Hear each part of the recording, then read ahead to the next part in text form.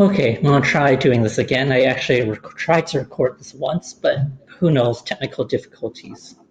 So that's why you already see writing, because actually I did this once and I'm not going to write this over again. Okay, so I want to do the sample problem. I covered up the answer already because I'm going to ask you like, hey, what answer do you have for this? But I want to do this sample problem. At least I set it up already. And the question says, if 30 liters of oxygen is cooled from 200 degrees Celsius to 1 degree Celsius at constant pressure, what is the volume? What is a new volume of oxygen? So there's a few things that are given. It says this thing is 30 liters. So the volume is 30 liters. And it cools from 200 degrees Celsius, 200 degrees Celsius to 1 degree Celsius, 1 degree Celsius. Notice there are two temperatures. That means there's a T1 and a T2. It cools down. Or even if it's at heated up. The main thing is there's a before and after temperature. Also, I did change the temperature to kelvins because in all equations in this chapter, all temperatures must be in kelvins. And how do I convert to kelvins again?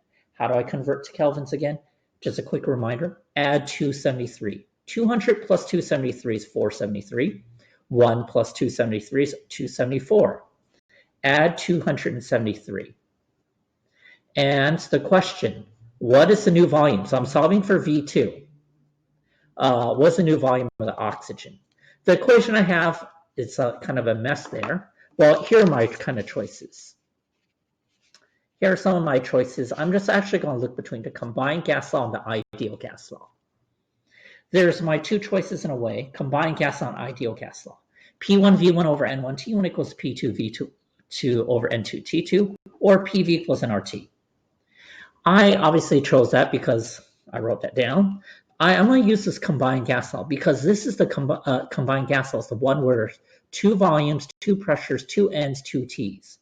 You're heating it up, cooling it down, increasing pressure, decreasing pressure. You're changing something.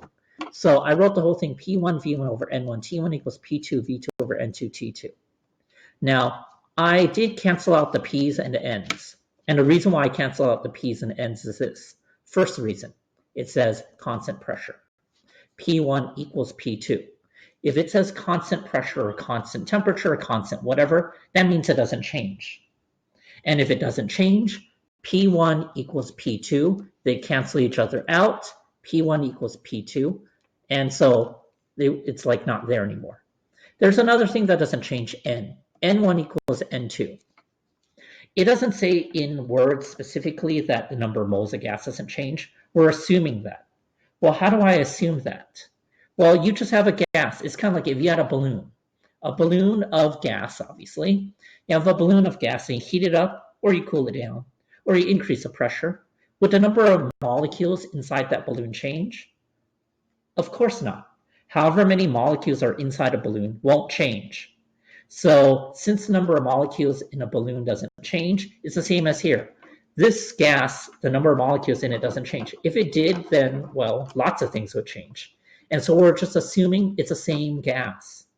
If you had gas in a jar and you heat it up, cool it down, the number of molecules in it, yes, it's hotter, but it wouldn't change. So N1 equals N2. And if N1 equals N2, they'll cancel each other out. So your overall equation that's left is V1 over T1 equals V2 over T2. And yes, that is the same as Charles' law, V1 over T1 equals V2 over T2. And you could have just started with that, but I do like to use the combined gas law and just cancel out stuff that I know are constant or I assume are constant. So my equation is V1 over T1 equals V2 over T2. I am trying to solve for V2. Question is, what is the new volume? V2 is V1 multiply both sides by T2, V1 over T2 over T1. I have V1, I have T1, I have T2, so now plug it in. I plugged it into the equation. And from that, all you now have to do is to calculate V2. So the answer is going to be whatever 30 liters times 274 divided by 473 is.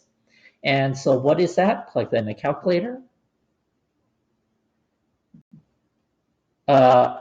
So plug that into calculator, and yes, you should have gotten to 3 sig figs, 17.4 liters.